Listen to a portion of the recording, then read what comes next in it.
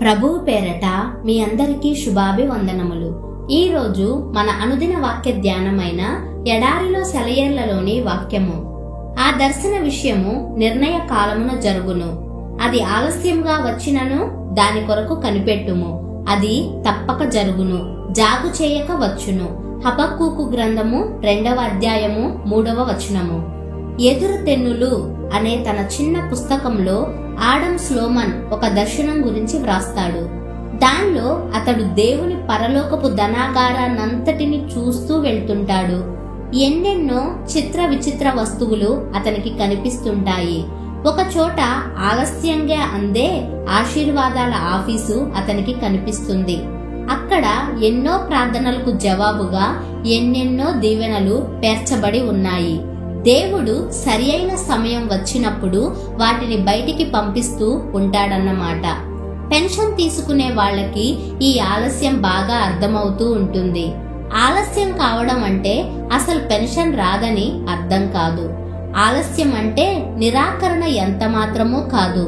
ఈ ఆలస్యపు ఆశీర్వాదాల office manager గారి ప్రేమ, జ్ఞానం మితిలేనివి. అవి మన ఊహకు అందవు.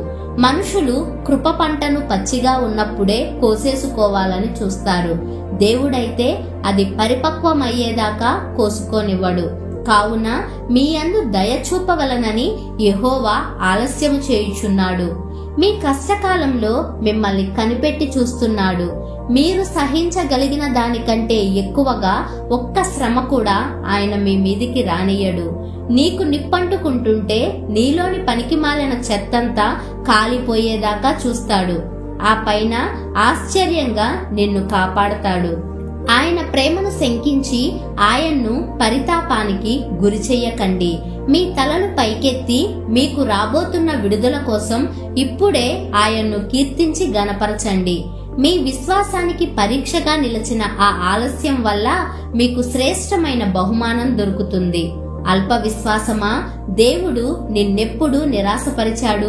మబ్బులు పట్టి చీకటి కమ్మినప్పుడు మర్చిపోతావు, పూర్తిగా మర్చిపోతావు ఆయన నిన్ను విడిపించాడని, నీ దారి బాగు చేశాడని, మేఘాల మీద తన ఎండని కుమ్మరించాడని, నీ రాత్రిని పగలుగా మార్చాడని. ఇప్పటిదాకా సహాయపడ్డవాడు ఇకపై ఎందుకు విడనాడతాడు? బెదిరిన నీ గుండెను చూస్తే ఎంత బాధపడతాడు దేవుడు.